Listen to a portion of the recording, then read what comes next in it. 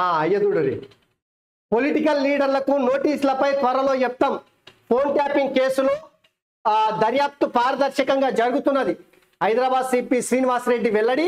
కేసుపై తొలిసారి స్పందించిన కమిషనర్. సారు చేసాడు బరాబర్ తన కులపొలను పెట్టుకొని దొరలంతా చుట్టుమూడు పెట్టుకొని ఫోన్ ట్యాపింగ్ చేసాడు.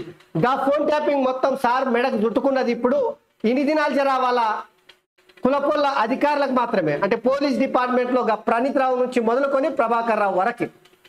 ప్రభాకర్ రావు ఇంటెలిజెన్స్ చీఫ్ గా ఉన్నప్పటి నుంచే తన కులపొల్ల అందరి ప్రణీత్ రావు కావచ్చు, రాధాకిషన్ రావు కావచ్చు, వేణుగోపాల్ రావు కావచ్చు, ఇట్లా ఇంటెలిజెన్స్ డిపార్ట్మెంట్లో ఎస్ఐబిలో పెట్టుకొని అడ్డగోలుగా తెలంగాణలో ఉన్నటువంటి రాజకీయ నాయకులను, ప్రత్యర్థులను, వ్యాపారులను, అవాల దందేశ్వరులను, రియల్ ఎస్టేట్ వ్యాపారులను, సినిమా ఇండస్ట్రీకి ఇట్లా చెప్పుకుంటూ పోతే శాట భారతం అంటుంది. గాలందరి ఫోన్లు ట్యాపింగ్ చేసారు.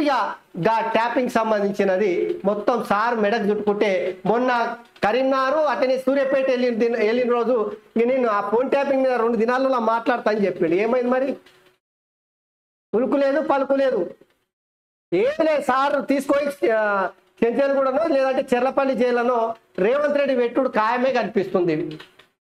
ఇన్ని దినాలు అధికారుల చుట్టే పోలీస్ బాస్ల చుట్టే తిరిగింది కదా. ఇగో ఇప్పుడు పొలిటికల్ టర్మ్ తీసుకోబోతా ఉందంట.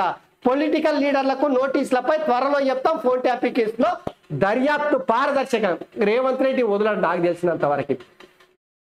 నరేంద్ర మోడీ బీజేపీ పార్టీ వాళ్ళు గత 5 ఏళ్ల నుంచి కాళేశ్వరం కావచ్చు, ఇతరత్ర అనేక అంశాల విషయంలో కేసీఆర్ని ఖాళీ విమర్శలు చేసే పార్టీ తెలంగాణలో అధికారంలోకి రాకుండా అయిపోయింది బీజేపీ పార్టీ. కానీ రేవంత్ రెడ్డి బిడ్డే పెండ్లి ఉన్నా కూడా అప్పట్లో ఓటుకు నోటు కేసుకు సంబంధించి రేవంత్ రెడ్డిని వదిలేయకుండా జైలు పాలు చేసిండు కదా.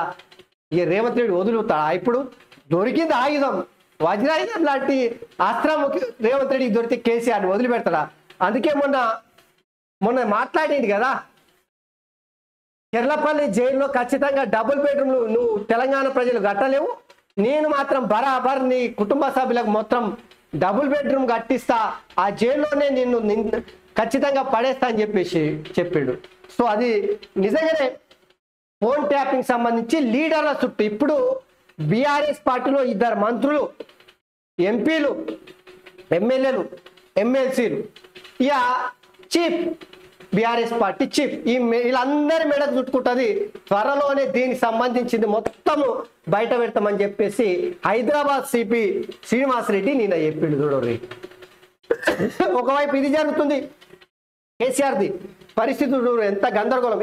ఇది ఫోన్ ట్యాపింగ్ సంబంధించి. సో అతి త్వరలోనే చాలా కీలకమైనటువంటి పరిణామాలు చోటు చేసుకోబోతున్నాయి. ముఖ్యంగా కేసీఆర్ కుటుంబ సభ్యులకి నాకు తెలిసినంత వరకైతే రేవంత్ రెడ్డి అయితే వదిలిపెట్టాడు, తీసుకుపోతాడు చెంచెల్గూడ జైల్లో మాత్రం బరాబర్ వేస్తాడు.